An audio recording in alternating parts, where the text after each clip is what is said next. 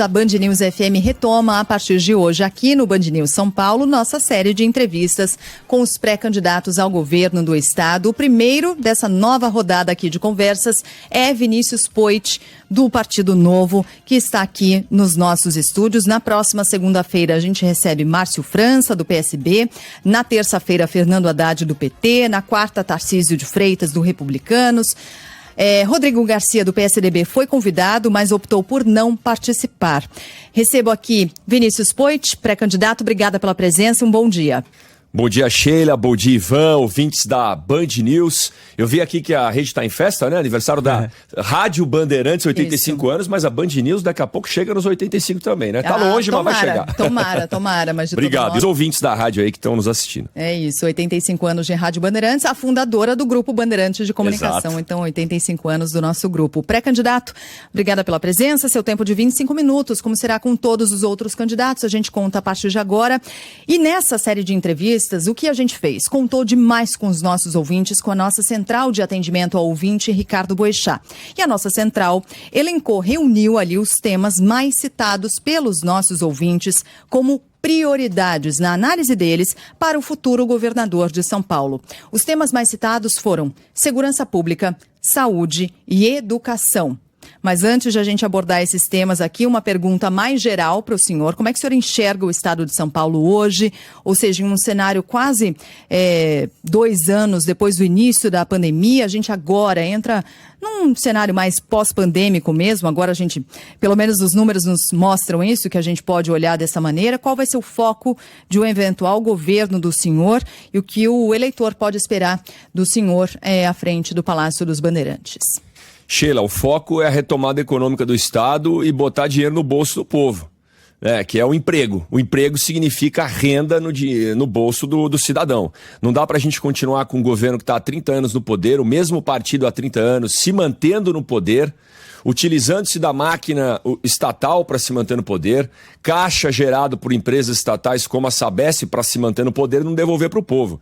Esse é um governo que durante a pandemia teve a coragem de aumentar o imposto, aumentou o ICMS.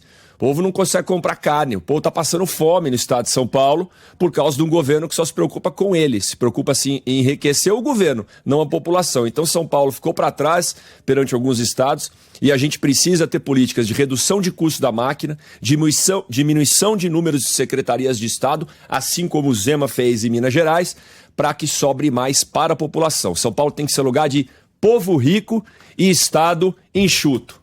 Bom, foco é economia. A gente vai para os nossos temas escolhidos pela nossa central de atendimento. Candidato, segurança, o primeiro deles, né? Tivemos aqui em março agora a divulgação de novos números relativos à criminalidade, furto aumentou, roubo aumentou, os homicídios cresceram agora em março também na comparação com o ano passado. Há uma preocupação enorme da população, ainda que o aumento seja menor com o crime de latrocínio, né? O roubo seguido de morte. E eu queria saber o que o senhor enxerga como prioridade na segurança e como fazer com que essa sensação de insegurança, olha que a gente está falando de uma das polícias mais preparadas do país, que é a Polícia Militar de São Paulo, mas que há, de fato, hoje essa sensação de insegurança muito grande. Como fazer para diminuir essa sensação e qual o foco do senhor nesse sentido? Ivan, esse problema de segurança pública é o resultado de uma economia destroçada, é o resultado de uma população passando fome, passando necessidade e um descaso do governo com a segurança pública. Você falou bem, a Polícia do Estado de São Paulo é a polícia mais preparada do Brasil, é a polícia com mais equipamento, é a polícia com o maior número de efetivo, 82 mil homens na rua, mas embora tenha todos esses números positivos, é a quarta que ganha mais mal, se a gente pode ser assim, que tem o pior salário do Brasil, perdendo para o Paraná, Espírito Santo e Piauí. Não tem cabimento um negócio desse. E aí é uma polícia que vive com esperança de um governo que vai aumentar o salário, promete e não entrega. É uma polícia heróica, é uma polícia que está na rua agora, vai fazer turno e contraturno para ganhar um dinheirinho na folga para complementar a renda, para poder trazer mais segurança para os paulistas. Então, eu tenho o meu maior respeito e meu maior compromisso com a Polícia do Estado de São Paulo de, número 1, melhorar a remuneração, melhorar a capacitação contínua, capacitação psicológica para esses policiais aguentarem tudo que eles aguentam na rua, né? Continuar com a política de câmeras nas fardas dos policiais. As câmeras têm evoluído, as câmeras já permitem, por exemplo, o policial ter o seu momento de privacidade, porque tem candidato que não estuda, vem aqui e fala besteira, não tem momento de privacidade, não dá nem para ir no banheiro, dá. Né, o policial deixa sob a custódia do outro policial na viatura, avisa no microfone, ou inclusive desliga dizendo isso é procedimento padrão, POP, procedimento operacional padrão, feito em fevereiro para ir adequando. E a gente vai melhorando o sistema. Agora, não adianta ter isso e também deixar a Polícia Civil totalmente desguarnecida. A Polícia Civil tem um déficit de 15 mil homens, a Polícia Militar 10 mil homens. Nos últimos 20 anos é o menor efetivo da Polícia Militar, Polícia Civil 15 mil homens. Porque o problema não é só a sensação de insegurança, Ivan, mas a sensação de impunidade. A sensação que não resolve o crime, a sensação que o cara não cumpre pena. Então, a gente precisa reforçar a Polícia Civil, que também faz um bom trabalho, para botar essa turma na cadeia, para não ter mais a sensação de impunidade. Então, com melhor salário para militar, maior efetivo, Polícia Civil forte também, e integrar as polícias para elas trabalharem de forma conjunta, a gente vai enfrentar de vez e não vai dar espaço para o crime no estado de São Paulo. O senhor falou aí do contingente, né? Essa seria justamente a minha próxima pergunta, porque as associações que representam as duas categorias, né, a Polícia Militar e a Polícia Civil, há muitos anos vem relatando e denunciando de alguma forma essa questão, né, que o senhor citou, principalmente da PM, dos últimos 20 anos é o menor contingente. Aí eu pergunto, o senhor que foca tanto o discurso na questão econômica, é possível equiparar esses números? Quer dizer, há dinheiro para isso, fazer contratações, concursos, né? Como é que equaciona essa conta? É totalmente possível, Ivan. A gente precisa encarar a realidade, né? Não adianta, e outros pré-candidatos fazem promessas e promessas, jogam números ao El, mas eu quero ver eles darem dados e evidências. Eu quero ver o único pré-candidato ao governo que vai chegar aqui ou de Uber, igual eu vim da outra vez, hoje eu vim dirigindo o meu carro, né? Não tem aquele entourage todo. Isso aqui já é o exemplo que a gente dá de corte de custos. Se a gente diminuir o número de secretarias, 27 secretarias no estado de São Paulo para 15, 16, né? Caminhar com privatizações e concessões de empresas que só servem para deixar o governo rico e a população pobre. A gente vai fazer caixa para colocar dinheiro onde é prioridade, que é a Polícia Militar, que é a Polícia Civil, que é eles terem o respeito e a remuneração e os equipamentos que merecem, que é a saúde, que é a educação que a gente vai, e não o privilégio do governador e dos secretários, e não o governo ficar administrando balsa no litoral, e não o governo ser dono de fazenda para criar cavalo em Colina. Quem é de Colina sabe que tem uma fazendona lá do governo para criar cavalo para a polícia. Mas o governo é o melhor criador de cavalo? Não tem ninguém que faz isso. Essa é a prioridade? Ou é melhorar as escolas de ensino integral para o contraturno da molecada não ser o crime? Porque segurança pública, a gente não se resolve sem polícia, Ivan, mas a gente não se resolve somente com polícia. A gente vai atuar na prevenção. Primeira infância, 4.500 escolas de ensino integral, presença nas comunidades, não só quando chama a polícia, mas ir lá, retomar a confiança da população para desarticular o crime organizado aonde ele impera e o governo não está presente. Sabe que entre as muitas perguntas dos nossos ouvintes, há uma observação sempre muito importante entre praticamente todos, que é a seguinte: mas eu quero saber como. Eu quero saber como, não só como pretende resolver, quero saber como. O senhor listou aí alguns aspectos que envolvem a segurança pública, aumento de efetivo, maior investimento, portanto, já que haveria necessidade de pagar melhor os policiais. O senhor citou algumas formas de como chegar a esse resultado. Mas logo no comecinho da sua entrevista, quando o senhor falou sobre prioridade, o senhor também falou sobre o aspecto econômico, que é um dos elementos envolvidos, um dos aspectos envolvidos na violência urbana, na segurança pública, e falou em aumento de renda. Qual seria esse caminho? Como fazer isso? Perfeito. Então, além das ações diretas na Polícia Militar, na Polícia Civil, no Comitê de Operações Integradas que existe no Estado de São Paulo, integrar as polícias, então aí a gente vai melhorar a segurança pública, o efetivo, o combate ostensivo da polícia. Além da prevenção, mais presença na comunidade, ampliar as escolas de ensino integral de 2.000 que tem hoje para 4.500. Primeira infância, presença na comunidade para atuar na prevenção, tem a renda. Se a população não tem renda no bolso, a gente caminha para o caos social, a gente caminha para o rompimento do contrato social. O que é o contrato social, gente? São as pessoas terem a convivência civilizada. Olha o exemplo que a gente teve esses tempos lá na Bahia, aí durante a pandemia a gente viu alguns lugares de São Paulo, mas há um mês eu estava conversando com um colega agora, a população da comunidade se reuniu, só que é um supermercado. A gente tem um vídeo aí do supermercado Extra ali, que na Brigadeiro Luiz Antônio, de saque também no supermercado, numa manifestação. Isso não pode acontecer. Então, como é que a gente vai resolver a renda? Número 1, desburocratizando para quem quer montar o seu negócio. O Estado de São Paulo é complicado.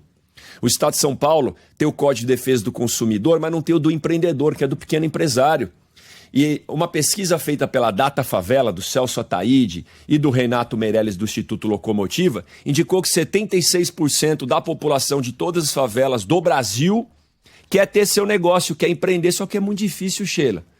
O Estado de São Paulo, o governador atual, vetou um projeto da Assembleia Legislativa do Ricardo Melão e do Sérgio Vitor. Quer montar seu negocinho? Não precisa de alvará de abertura, se é de baixo risco. Pode montar, vai mais rápido, sabe? Incorreu em alguma falta, alguma falha ali de legislação, não vai ser multado financeiramente. Vai ter uma orientação, porque é tão difícil, pô. Então para de atrapalhar, para de multar o empreendedor. E aí, Sheila, a gente vai encorajar as pessoas a montarem seus pequenos negócios e a gente vai começar a gerar emprego e renda. Sabia que mais de 80% a 90% da geração de emprego, da carteira assinada, não está nas grandes empresas. Está no pequeno empresário, no microempresário. Então daí a gente começa a colocar a renda no bolso do povo. E para completar, quando a gente fala de escola de ensino integral, contraturno, a gente tem que falar de ensino profissionalizante. É a escola técnica. Além das ETECs, FATECs, Centro Paulo Açores, a gente tem que expandir isso. A exemplo do que aconteceu lá em Minas Gerais com Trilhas do Futuro do Zema, porque a hora que a gente dá um ensino técnico para o jovem, ele melhora a sua capacidade de arrumar um emprego, a gente qualifica a mão de obra do Estado de São Paulo, atrai as empresas que estão em busca de mão de obra boa, e aí ele se insere no mercado de trabalho mais rápido. Então eu quero que o jovem do ensino médio já comece a trabalhar, né? E aí a hora que ele sai do terceirão, ele está trabalhando durante o dia, fazendo a faculdade à noite, já botando dinheiro no bolso, e com isso a gente também reduz a violência a hora que o povo não está passando fome e está com dinheiro no bolso para comprar comida. Só sobre esse assunto, né, Sheila, o mesmo instituto que fala dos 76% dos moradores de favelas que querem abrir um próprio negócio, aponta que 70% desses moradores também não têm dinheiro para comer. É um problema realmente gigantesco para ser solucionado pelo próximo governador aqui em São Paulo. Vamos para a saúde. Aliás, eu queria começar falando, esse foi o segundo tema mais comentado pelos nossos ouvintes, mas eu vou começar com a pergunta da nossa âncora, nossa apresentadora do Entre Nós, a Adriana Araújo. Oi, bom dia, meus colegas do Band News São Paulo, ao pré-candidato Vinícius Poit. A minha pergunta é sobre saúde pública. Eu tenho tratado com muita frequência no Boa Tarde São Paulo sobre a espera dos moradores do estado por uma cirurgia. Só na capital, o estado mais rico do país, tem 160 mil pessoas aguardando por uma cirurgia ortopédica, ginecológica ou mesmo cirurgias mais simples, como a retirada de uma vesícula. E essa espera é angustiante. Os pacientes esperam por 2, 3, 4 anos. É como se a gente tivesse normalizado. Tem plano de saúde, faz cirurgia. Não tem plano de saúde, entra numa fila sem previsão de data para resolver o problema. A minha pergunta é, quando isso vai acabar no estado de São Paulo? Qual é a proposta do senhor para reduzir ao máximo a fila das cirurgias eletivas? Muito obrigada. Obrigado pela pergunta, Adriana. E isso é o que a gente mais escuta andando por todo o estado de São Paulo. Não só fila de cirurgias, como exames, com tratamentos mais complexos. A gente divide a saúde, gente, em 3 critérios ou 3 estágios, né? Basicamente, a atenção primária, que é aquele cuidado mais preventivo ou algo que dá para corrigir rápido e não vai evoluir para uma doença grave. A secundária é a terciária, né? Que a secundária e a terciária é média e alta complexidade, onde se enquadra cirurgias. Quando a gente não tem um foco na atenção primária, o negócio acaba evoluindo, fica sério e cai numa cirurgia. Ou as pessoas não sabem aonde ir para tratar algo simples e acabam indo num hospital, que está lá para atender só coisas complicadas. Então, número 1, foco na atenção primária. E como é que a gente vai fazer isso? Com transformação digital da saúde, com telemedicina, que aliás é um projeto que a gente aprovou lá no Congresso, onde a gente permite atendimento à distância, onde a gente permite resolver algo sem a pessoa precisar ir num hospital de alta complexidade, numa UBS, numa UPA, por exemplo.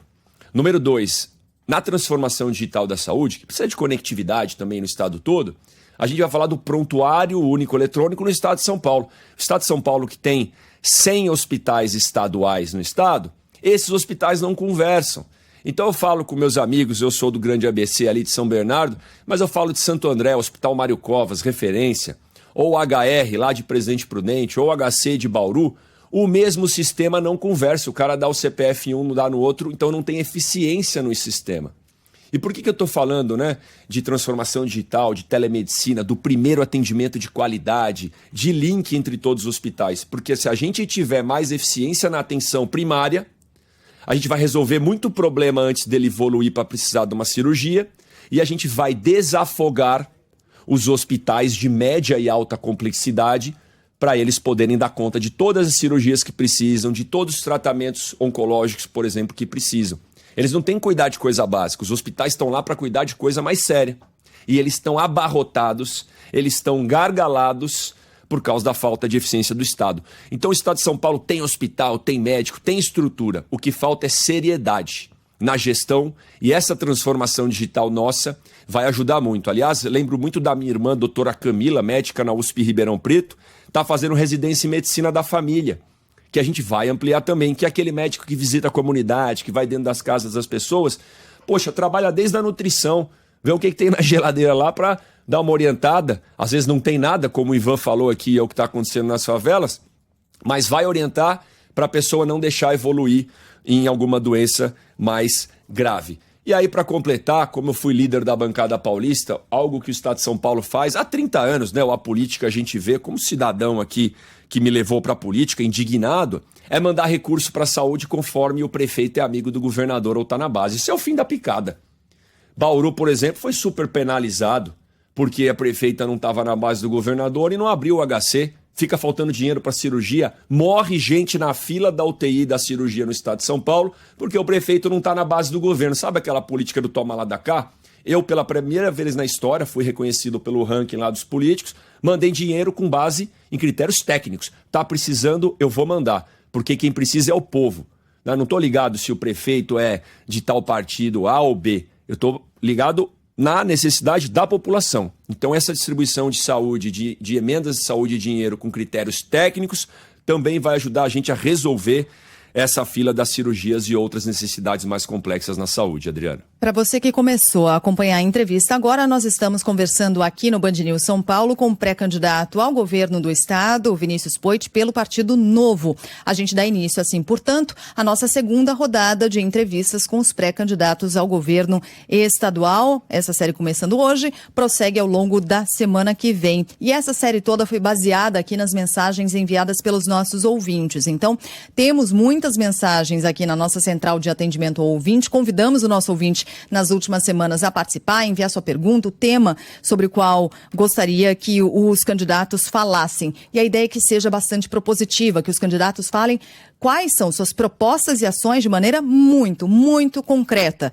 porque há um incômodo muito grande e muito legítimo dos nossos ouvintes de candidatos que ficam falando de maneira muito etérea, né, no mundo das ideias, e o que a gente quer saber é pé no chão. É projeto, é proposta. Ainda nesse campo de proposta e ainda na área da saúde, que foi uma das mais citadas pelos nossos ouvintes, há uma série de denúncias que a gente vem acompanhando muito de perto da falta de medicamentos, e alguns deles muito básicos, né? A gente já falou aqui de dipirona, que falta em postos de saúde, por exemplo, outros medicamentos. Há aqueles, claro, de alta complexidade, né? Que também já foram alvos de reportagem, mas medicamentos muito, muito básicos que têm faltado em alguns desses pontos, unidades básicas de saúde, enfim, também fraldas geriátricas, itens importantes. Geralmente o argumento dos prefeitos é burocracia para a compra dos itens e falta de itens no mercado. O governo do estado ajuda como nessa questão, como melhorar esse fornecimento e essa relação com os municípios na área da saúde? Sheila, não tem cabimento, né? O estado de São Paulo, locomotiva do Brasil, potência, o tamanho de um país, o PIB maior que muitos países, não tem capacidade de ter logística e previsibilidade para ter estoque, para ajudar os municípios, até com poder de barganha na compra de itens básicos. Por isso que eu falei muito da atenção primária, da atenção básica. Não pode faltar dipirona, né? Novalgina, né? Não pode faltar remédio para dor de cabeça na OBS, gente. É o fim da picada. Então, o governo com mais atenção a esses itens primários, com mais atenção à logística e enviando recursos com critérios técnicos, não vai faltar na ponta. Falta porque o governo não tem os dados integrados, o governo tem a Prodeste, uma empresa de processamento de dados que poderia melhorar o sistema de logística, o sistema de controle do governo. Qualquer pessoa que tem uma empresa, qualquer pessoa que tem uma rede de franquias, sabe que se você não tiver um sisteminha lá no computador para controlar seu estoque, não vai funcionar. Como é que o governo tem 100 hospitais e não tem um raio de um sistema para controlar tudo? Né? Um prontuário único eletrônico, como eu disse. Um controle de estoque de itens básicos para não faltar.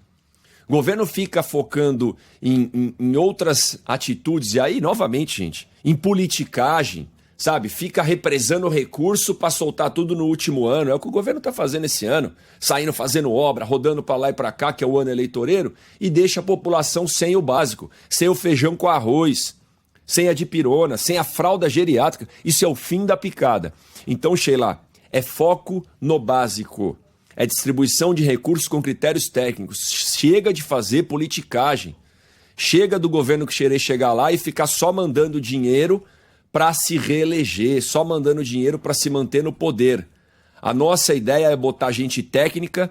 Aliás, eu estava com meu colega Ricardo Melão, que é pré-candidato ao Senado, aqui deputado estadual, e me disse que tinha um ex-prefeito de São Paulo, Faria Lima, o Prestes Maia, que falava o seguinte: é melhor ter um político cercado por técnicos e dar autonomia para esses técnicos do que, às vezes, técnicos cercados com um monte de político, né? Que só deixa a máquina refém da politicagem. Então, a minha ideia é me cercar de técnicos e não ficar preocupado em fazer no toma lá da cá para não faltar o básico para a população de São Paulo. Muito bem. Vamos para a educação. Bora. Último tema, terceiro mais citado aí pelos nossos ouvintes. Candidato, queria, primeiro falar desse contexto de pandemia. No ano passado a gente teve a prova do Saresp, né, que é o sistema de avaliação de rendimento escolar do estado de São Paulo, e só para pegar um ponto dessa prova, 96% dos alunos que concluíram o ensino médio não sabem resolver ou às vezes reconhecer o que é uma equação do primeiro grau.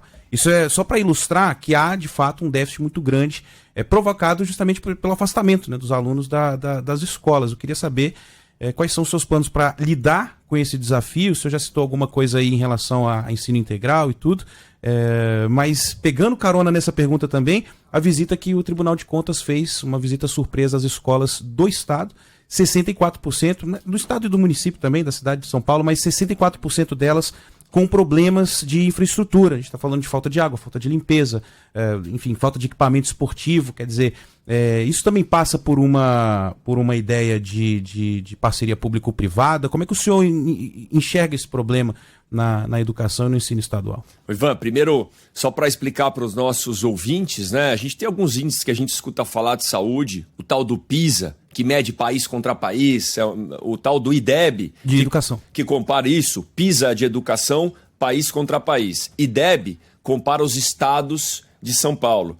E o Saresp, como o Ivan bem comentou aqui, compara as escolas no estado de São Paulo, os municípios, né, que são mais de 5 mil escolas, onde o estado tem uma relação.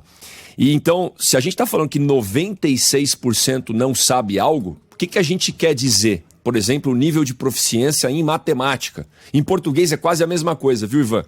De 100 alunos que saem do terceirão do ensino médio, de 100, somente 4 sabem fazer o ideal, o desejável, todas as equações. É o fim da picada.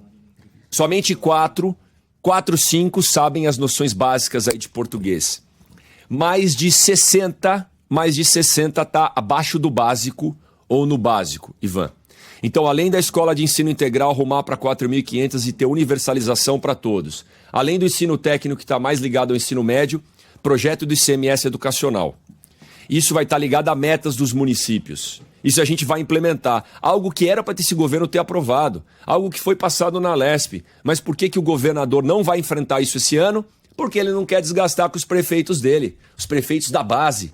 Né? Às vezes um deputado me pergunta lá no Congresso, Poit, quantos prefeitos eu tenho? Eu falo, nenhum. Como assim quantos prefeitos eu tenho? Porque é assim que os deputados fazem campanha, os governadores fazem campanha. Então, a gente vai implementar o ICMS educacional. Vai receber mais repasse de imposto, mais repasse de verba, mais repasse de ICMS do governador, município que cuidar bem da educação, que não tivesse problemas básicos de infraestrutura na escola e que subirem o índice do Saresp, por exemplo, Ivan. E município que não fizer isso não vai receber. Pô, está inventando a roda? Não, já funciona assim no Ceará, já funciona assim no Pernambuco. E esse governo não tem coragem. Então a gente precisa de um governador de coragem para enfrentar os temas principais sem se preocupar com reeleição ou com prefeitos da base, mas sim se preocupar com os paulistas da base, né? Os 46 milhões de paulistas e esse índice do Saresp que jogou a educação de São Paulo para o ralo. Então é essa a principal proposta, porque como o Estado está mais ligado com o ensino médio e com o Fundamental 2, quando a gente fala ensino médio, primeiro, segundo e terceiro, gente, Fundamental 2 a minha era da quinta a oitava, né? Agora é da quinta até o nono ano. Então a gente pode afetar a parte municipal, que está ali na creche, no jardim, ali no pré e no Fundamental 1, a gente pode atuar via controlando o repasse de verba. Só vamos repassar verba para quem cumprir alguns índices básicos. E isso precisa de um governador de coragem para enfrentar, Ivan e ouvintes da Band News. Candidato, para a gente encaminhar aqui para o final da nossa entrevista, agradeço os ouvintes que mandaram outras tantas perguntas. O senhor menciona, por algumas vezes, o governador de Minas Gerais, do seu partido, o governador Romeu Zema, né? Eu fico aqui pensando que projeto ou que medida o senhor pretende trazer da experiência mineira para o estado de São Paulo. E, por exemplo, pegando o gancho da educação, quando hoje, sexta-feira, dia 6, os servidores da rede estadual de ensino de Minas Gerais estão parados, exatamente por questões salariais. A gente acabou de enfrentar uma paralisação grande das forças de segurança, as forças policiais em Minas Gerais, e o governador não conduziu de modo a encerrar essas paralisações em serviços essenciais para a população de maneira rápida. Que tipo de experiência o senhor pretende trazer, pegando o exemplo, portanto, da educação, já que os servidores Sheila, estão parados hoje em Minas? Primeiro, a experiência de ter coragem. O partido que domina o estado de São Paulo há 30 anos não tem coragem de enfrentar qualquer conflito com qualquer setor, justamente porque ele quer continuar no poder. E a população sem nada. O governador mineiro Romeu Zema, ele é um homem de coragem. Ele é um homem simples, um homem humilde. Um homem que roda o estado de Minas Gerais, que gasta o solo de São Paulo e conversa com a população, não tem medo nenhum de sair na rua. O governador do estado de São Paulo, o anterior não saía na rua direito. O atual, o pessoal não conhece. Então, o governador mineiro tem coragem. E está dialogando com as forças policiais, as forças de educação, para encontrar uma solução que seja bom para o povo mineiro. Assim como o governador de São Paulo tem que dialogar para seja bom para o povo paulista. Recentemente, um homem de coragem, que inclusive saiu da Secretaria de Educação, é por isso que não vai aprovar mais nada lá, foi o Rocieli. Fez algo bom aqui em São Paulo e fez a nova carreira do docente em São Paulo, para os professores, para eles terem uma opção. E é uma opção mais adequada, com cláusulas de desempenhos e por aí vai. Então o governador mineiro tem coragem para enfrentar esse tipo de impopularidade e está resolvendo, Sheila. E isso a gente vai trazer para São Paulo. O governador mineiro, ele fez um negócio que é o Trilhas do Futuro, que nós vamos implantar em São Paulo, foco no ensino profissionalizante. Não adianta a gente não fazer parceria público-privada, por exemplo, também, Ivan, para estimular as empresas que querem contratar. Tem vaga aberta, não preenche porque não tem mão de obra qualificada. As próprias empresas podem financiar para que as pessoas tenham um estudo bom. O Estado não precisa nem botar dinheiro e a gente melhora a empregabilidade. Isso foi feito em Minas, foi exemplo. O governador mineiro pegou um estado quebrado pelo PT, com 21 secretarias, se transformou para 12 secretarias e está lá funcionando bem. Aqui em São Paulo a gente tem 27 secretarias. Uma secretaria que o governador atual, né, deu para o Rodrigo Maia, presidente da Câmara, tocar, que veio do Rio de Janeiro para tocar uma secretaria aqui para privatizar a Sabesp, mas não fez nada. Nada. Não tirou a privatização de Sabesp do papel. Nós vamos pegar essas 27 secretarias, vamos transformar para 15, 16, a exemplo do que foi feito em Minas Gerais. E se lá ele pegou do PT e fez tudo isso, imagina a gente pegar aqui de um governo que tem alguma coisa que funciona, que a gente vai preservar, como o trabalho deixado pelo Roscielli, mas que tem muita ineficiência, porque é gordo, inchado e cheio de dinheiro. Imagina como é que nós vamos botar esse estado de São Paulo para voar. São essas experiências de humildade, de muito trabalho, de foco em estar perto da população, de ensino técnico, de redução da máquina, né, do governador Minas Gerais, o Romeu Zema, que a gente vai trazer para o estado de São Paulo. E lembrando, viu, Sheila, sem nenhum centavo do dinheiro público para fazer campanha, é a única pré-candidatura que não tem fundão. Porque enquanto os outros vão ter que se explicar em todos os debates, vão ter que se explicar para a população por que não bota dinheiro no saneamento, por que não bota na saúde, por que não bota na polícia.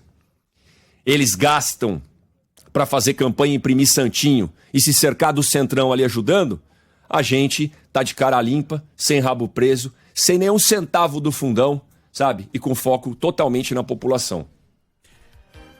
Deputado Vinícius Poit, primeiro entrevistado aqui da nossa série de entrevistas com os pré-candidatos ao governo de São Paulo, conversou conosco aqui no Band News São Paulo e aqui já também confirmou a presença no primeiro debate com os candidatos na TV aberta, sempre como manda a tradição, na tela da Band, com transmissão simultânea da Rádio Band News FM, dia 7 de agosto.